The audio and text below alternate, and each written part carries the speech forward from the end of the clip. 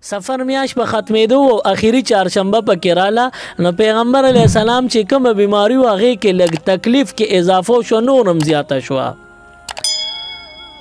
نو دونه تکلیف و چې چاته فریاد هم نشو کولی د ډېر زحمت د لاسه د سترګو مبارکو نه یو خوا بل خوا اوښ کې دارې والې روانې وې دونه تکلیف و عایشه بی بیم ډیره خفه ده نورې بی بیان هم خفه دي او چې کم صحابه کرام بیمار پرسیل راغلي هغې هم ورته جړا فریاد کې خفه دي بهر یهودیانو ته پته لګېدلې وه چې پیغمبر علیه السلام بیمار دی نو هغوی ډېر خوشحاله وایي چې دی به مړ شي او موږ به اخلاص شو العیاذ بالله نو د دې یهودو خوشحالي وه په دې به د خوشحالۍ اظهار کو چې دا ښه ده چې دی بیمار دی بیا د سفر په میاشت کې چې کله د اخیری چهارشنبه باندې پیغمبر علیه السلام بیماری زیاته شو د حد نه بهر شوه نو دا بار یهودو ته هم پته ولګېده نو یهودیانو د یو بل د خوشحالۍ نه غاړې ورکړې وي ځکه خیر یې مړ به شي او موږ به اخلاص شو العیاذ بالله نو یهودیان یو بل غاړې ورکړه یو بل خولې خوږولې نو دغه شان یهودیانو د پیغمبر علیه السلام د سفر په میاشت په اخیری چهارشنبه یو بل خوله خوږوله یهودیانو دا خبره خوره کړه وایي پیغمبر علیه السلام بیمارو د سفر میاشت وه نو وایي دا میاشت سپیره ده او بیا پیغمبر علیه السلام د سفر په اخیری چهارشنبه کې بیماری لږه ښه شوه دا د یهودو خبره ده وایي لږه بیماری کې معمولی کمی راغی تکلیف کی کمی راغی نوی عائشی بی بی د ډېرې خوشحالۍ نه چې زما جانان هغه ته تکلیف کې لږ سهولت راغی کمی ورته وشو لږ صحت یې ښه شو نوی عائشی بی بی سره نور سنونو سړه روټۍ په لاسونو کې داسې روړله معدې کړو یو بل په خوله کې واچولو ویې والې وخورئ زما جانان له الله صحت ورکړه تکلیف یې کم شو ګوره حقیقت سو حقیقت دا چې حضور علیه السلام ته تکلیف نورم زیات شو یهودیانو خپل خوشحالي زیاتولو بیا د حضور علیه السلام د وفات نه وروستو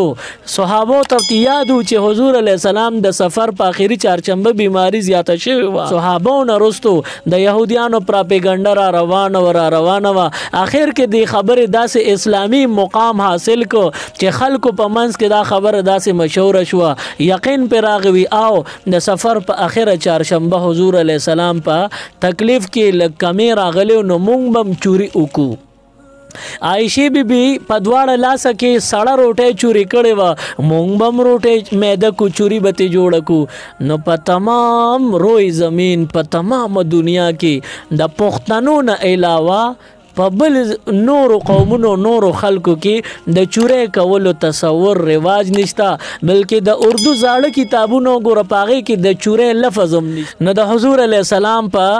تکلیف یې زیاتېدو باندې یهودو جشن منو کو یو بل خولې خوږې کړې او بیا موږ تاسو ته دا غوږ کې کېښودل وایي د اخرې چهارشنبې باندې حضور ته تکلیف کې لږ خفت راغی تکلیف کې کمی راغی د دې په وجه عایشې بی بی چوري وکړه نو وایي تاسو هم چوري وکئ دا خبره د یهودیانو د طرف نه پیغمبر علیه السلام باره کې چې وشوه نو عایشې بی بي ته هم رسېدلې ده و یهودو یو بل له خوله خوږه کړه نو هغې ورته د تباهۍ خیرې کړي دي چې زما د جانان په تکلیف باندې خوشحالي کړې او خولې خوږې کړي دي دغه خولې دې په خاورو باندې پټې په خاورو ډکې شي ګوره مونږ او تاسو چې د پیغمبر علیه السلام د حالاتو نه ځان خبر کو نو مونږ به په دې نتیجه ورسو چې د حضور علیه السلام تکلیف کې اضافه شوې وه او مونږ ته یهودیانو ذهن ته راواچول چې په تکلیف کې کمی راغلی وای شي بي بي چوري کړې ده تم چوري وکړه نو دا د اسلام خلاف عمل دی بیا زمونږ پښتنو په داسې کلک عمل کړي لکه ته به وایې د قرآن ټکې دی نو نکلک عملی پی اوکو چې بیا کم لور خور ودیگی او کویدن شي نو کجینه کویدن شو نو الک لکال پکال د سفر په میاش کی چوری لیگی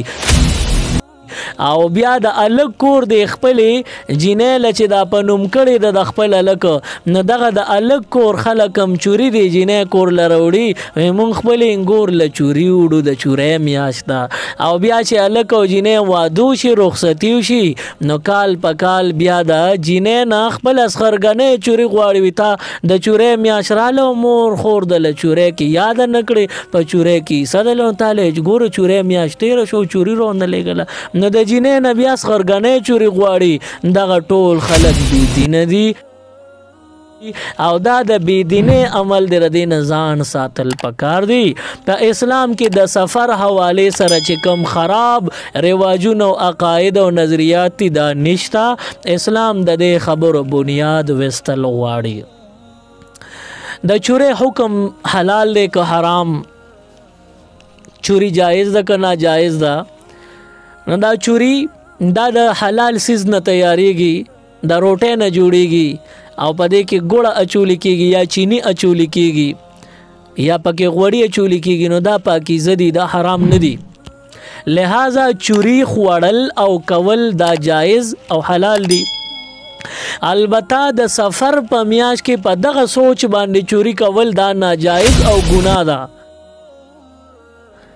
دا د یهودو رواج دی او ته په تیرستې ګوره ته د حضور په خفګان په کار چې خفه شي نو ته د هغې په تکلیف باندې اوس د خوشحالۍ اظهار کې او د یهودو منې دا د اسلام خلاف عمل دی نو چوری کول په خپله باندې جایزم دی او چوری خوړل حلالم دی ګنام پکې نشته خو که د سفر د میاشتې سره د خاص کړي نو بیا پکې ممانعات شته بیا ګناه دی نه ځان ساتي د خراب رواج په وجه باندې حرام دی نور بذات خود چوری دا حلالم دا پاکم دا